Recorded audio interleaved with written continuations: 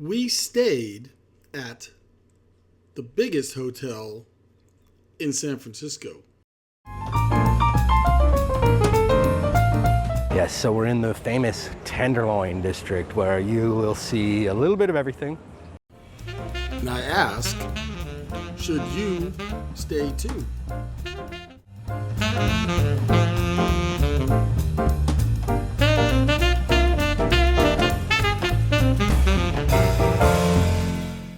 That was the most confusing valet I've ever done in the city, ever.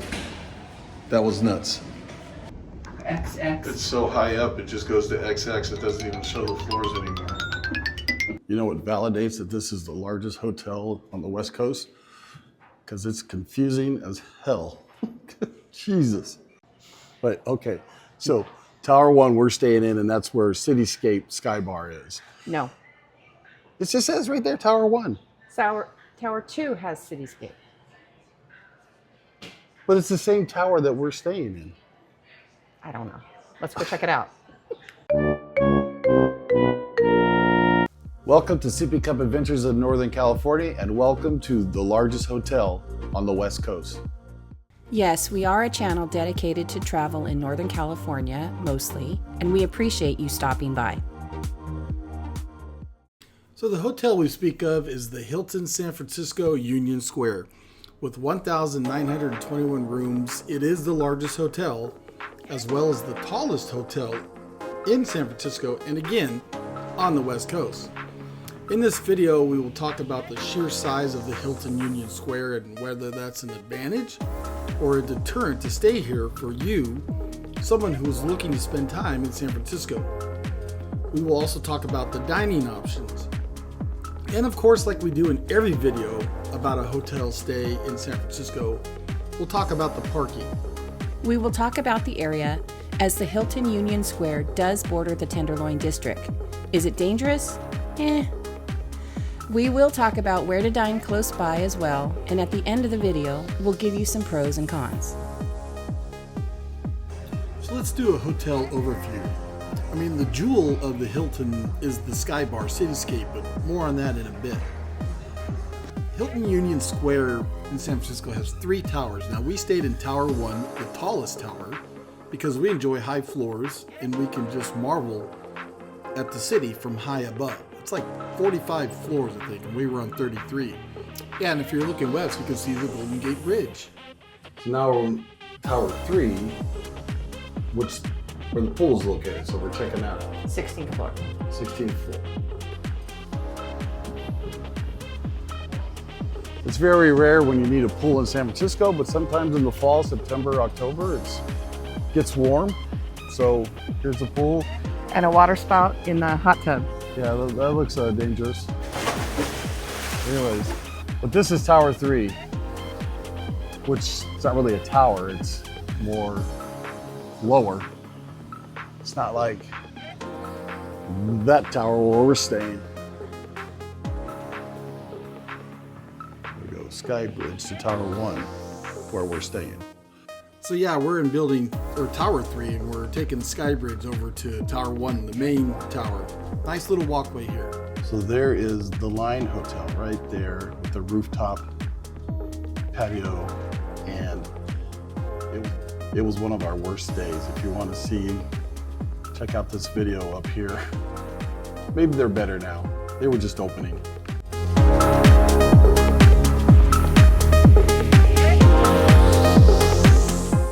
The hotel is so large, it is really difficult to navigate. You really have to read the signs, but credit to the staff. There seemed to be an employee at every critical location. Patty's back to getting her steps in and driving me nuts with how many steps a day she's walked.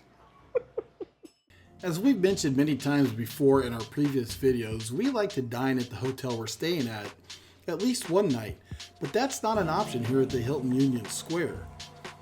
I'll explain it a bit, but what there is, first you got urban kitchen.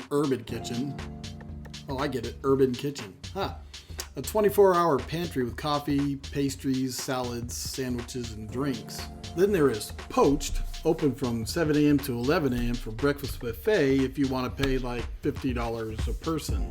There is the Poppy Lobby Bar, the full bar, and the drinks are cheaper than the Sky Bar, but it's really, really loud here. But nonetheless, I mean, it's a good, easy meetup spot with others, especially for those, who are here for a conference. But let's speak of the crown jewel, the Cityscape. Yeah, the Cityscape, it's on the 46th floor, the highest Sky Bar. It's not a rooftop bar, but the highest Sky Bar in the city. What was funny is this. I wish I would have had this all on camera, but the Cityscape opens at 4 o'clock. So we thought we'd get a head start and left around 3:50-ish from our 33rd floor room. But the elevator won't take you up to the 46th floor at 3:50. So we went all the way back down to the lobby, and there were a number of people waiting and confused. We found out by a local waiting that you can't take the elevator to the Cityscape until 4 p.m. when it opens. So we're all laughing about this, and then this maintenance guy comes and he uses his key to essentially turn on the elevator to allow all of us to get up to the 46th floor. So we all finally reached the 46th floor, and we're all like, it's a race, it's a race. Wait. So it's like a race? A race? He's a race. I hope I win. Cityscape is stunning. I mean, look at these views. Now for food, it only serves small bites, and we had some breadsticks that were just delicious. But if you're planning on eating lunch or dinner, you may want to have appetizers there, but dine elsewhere. So, I enjoy Jack on the Rocks. This is not Jack on the Rocks. The server swears it is, and he's got 30 years experience, and I'm not blaming him for typing in Jack Daniels, but this is like Johnny Walker Black. So it's the bartender more than I'm having a tough time choking this down. Just saying, it's not Jack on the Rocks. Yeah, so the server says he's got 30 years of experience. Well, I've got 35 years of drinking experience. I know the difference between Jack Daniels and Johnny Walker Black. At night, Cityscape turns even more vibrant. I mean, it's just beautiful. Now, you can only make reservations for parties of 15 or more, so it's first come, first serve. And when we got up there, we got out of the elevator and there was a line, but I noticed people going around the side, so we did the same. I felt like a rebel, but we were caught. Are you here for a table? I said, yes, we are. Well, then you need to get back in line, please. She was stern, and then I felt bad, and then she asked, Wait, are you here just for cocktails? Yes, we're just here for cocktails. And then she said, Oh, okay then. You can stay here at the bar for cocktails. No need to stand in line. the moral of this story is just when you get out the elevator, to stand in line or let staff know, hey, we just want to go to the bar, and they'll take you there. Wait, you're drinking 3 bottles of champagne tonight? No, but we're not going to leave with 3. Now, we won't spend too much time on the room or what Hilton has to offer. I mean, there are over 1,900 rooms with many room types available. But our room was basic. I mean, you had your basic amenities. It did have a small refrigerator too, which is always helpful. But it's about the view. You're looking west here, essentially over the Tenderloin district, but the Golden Gate Bridge is in the background. Now, what I really like is the ability to have a balcony skyline view room. Yes, a balcony. Now, likely 75% of the year you're going to freeze in San Francisco, but that 25% of the time when the weather is pristine, in September and October, it is beautiful, and dare I say, even warm. All the views with the balcony room look east over downtown and the bay. And please don't spend time getting caught up in reviews, whether it's Yelp or TripAdvisor. You got just as many bad ones as you do good ones, no matter where you go. So that's why we're doing the video. So I kind of won the bet. We are staying in Tower 1, and that's where Cityscape is. The tallest tower is Tower 1 was Cityscape. What do I win? Inside the locker is a red duffel bag. Inside the red duffel bag is $2 million. In cash, 50s and 100s makes a pile about so big. Now let's talk parking. Now this is where the fun started. I mean, we learned quickly how massive this hotel was. We pulled into the main entrance on O'Farrell, as maps will take you there. We said, valet, and the staff said, Valet? Okay then, you want to head straight and then make 2 right turns and you'll see the garage. Thank you for choosing Hilton. More on valet in a bit. So if you want a self-park, then you'll have 2 options. The first, you'll be coming down O'Farrell, this one-way street, and you'll pull up to unload your luggage if you choose to, and there's self-parking right across the street. If you want to navigate all this, it says an In-N-Out special for $43. Normally it's $40 to park for the day, but okay. The second way is to make those 2 rights from O'Farrell, a right on Mason and a right on Ellis, and you'll see the garage.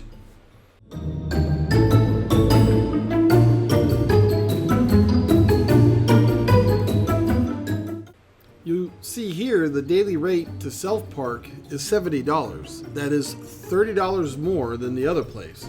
Why? Well, one, because it's a Hilton, and second, it's likely safer than the other garage. But if you want to do valet, and what do we say all the times in our videos here about parking in the city? Do valet. Your car always comes back in one piece. Now this $80 is on the steep end, but we'll tell you how to save on valet a bit later in the video. But for valet, just head straight to Ellis Street Garage. You don't have to worry about going to the front at O'Farrell. Once you get to the garage on Ellis, if you want help with the luggage, there'll be someone there to help. Pull right here. This is where you want to park. And the guy in the little cable car will come get your car. The Hilton Union Square is located on the edge of the Tenderloin, not necessarily the heart of the Tenderloin, but as you see by the area shaded in pink here. Now, when exiting the Hilton on O'Farrell, if you turn left or heading west, you will be in the Tenderloin. The more blocks you go, the deeper you get into the area. If you turn right on O'Farrell or head east, you'll feel much safer as you head toward Union Square. Darren and I really enjoy walking the streets. We just love the big city vibes. And for some of you traveling to the city, you may seek these vibes. Just take it all in. And yes, you will see some poo, and I don't mean Winnie, and a few people hunched over, which makes you ask yourself, how are these people even functioning? You may even see open drug use. There has been improvements to the city and to the police force. Trust me, I follow the news about San Francisco. And I'm not here. I'm not going to bore you by sharing crime statistics here in this video. pork tenderloin is like the underbelly of a pig, and the Tenderloin district is sort of the seedy underbelly of the city. I have taken a deep dive on the subject in past videos, but just be vigilant and you will enjoy your walk. We like to know what restaurants and bars are within walking distance of a hotel that we're staying at, and we enjoy dining one night at the hotel we stay at. But since dining's not really an option here at the Hilton Union Square, we will share with you the places we visited on this trip. We were able to knock off 3 bucket list items. The first is the historic John's Grill. It's an old-timey place. It's been in business since 1908. Good old steak and seafood joint, just a 5-minute walk from the Hilton. Then we walked to Swig. That's the S you see there, stands for Swig, and the Bottle Club. Now the Bottle Club is an ode to the old ceramic decanters with whiskey that are all over the building. Both are owned by the same owner and are eerily similar, meaning both venues look exactly the same. They both have the rotating back bars, really cool, and the same, contemporary decor, the vaulted ceilings and the red brick. Love the historic red brick with, hardwood flooring and fireplaces. And at Swig, they have 2 upstairs rooms that can be used for private parties. So if there's no parties, it's nice and dark and romantic and really cool up there. While sitting at Swig having a bite to eat, right across where it's yellow right there, that's a rooftop bar called 620 Jones. And we've always wanted to try 620 Jones. Now, it was a quiet afternoon. They're more busy during the night, but they've got this outdoor patio. And to get to the entrance that you see here, you have to actually go on Jones Street. It looks like it's on Geary, which Swig and the Bottle Club are, but the entrance is on Jones Street.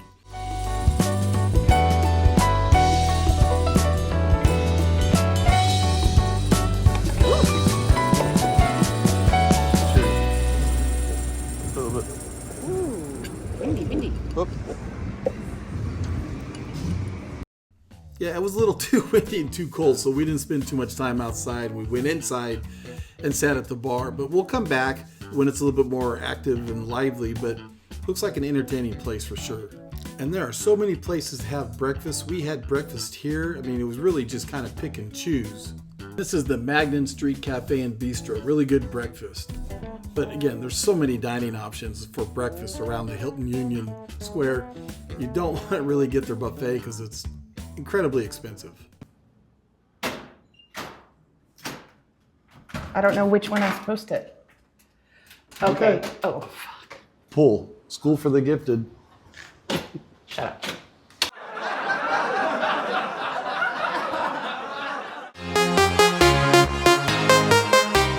Okay, let's talk about the pros and cons. First, the pros. I mean, the views, right? You got an unobstructed view, potentially 44 floors up. It's amazing. Balcony. Love a good balcony, especially in the warm weather. Don't get very many hotels with balcony views. And its proximity to BART and the Powell Street cable car turnaround. So it's just a couple blocks, again, from BART access. You come from SFO, you get off BART, you walk to the hotel.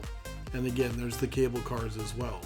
And it's just a few blocks away from Union Square. Union Square, very popular tourist area, lots of shopping, lots of dining, so you could walk to Union Square. And then the park and stay option, which we took advantage of. Now all hotels, or most hotels have those, but cars sleep free. So basically the price of the valet was into our hotel room price. And what we paid was this. Yeah, so our total room cost was $284 per night. That included the parking. So the room we got normally is $250 alone, and if you added $80 parking or any $70 self-parking, $250 plus $80 equals $330. So we did save $46 by doing the park and save. Now, there's also a $35 a night destination fee, but it's basically a food and beverage credit, so we use that up easily. Now, these are not unique to the Hilton San Francisco Union Square. A lot of hotels have these park and play and these destination fees, which are food credits. And another pro, according to Patty, is this pantry, Urban Kitchen, is the best pantry she's been to in any hotel in San Francisco. And certainly having Cityscape Sky Bar, it's tremendous, it's beautiful. Yeah, the drinks are a little bit pricey, but I recommend getting there in the day when it's less busy, but stop in at night just for once. As for the cons, there really are very few. I mean, some may be intimidated by the fact that the Hilton Union Square borders the Tenderloin District. We don't find it a con, but some may. I was also disappointed that there are no real dining options at the Hilton Union Square. But really the main con is it's just too big. It is difficult to navigate. I mean, it's tricky.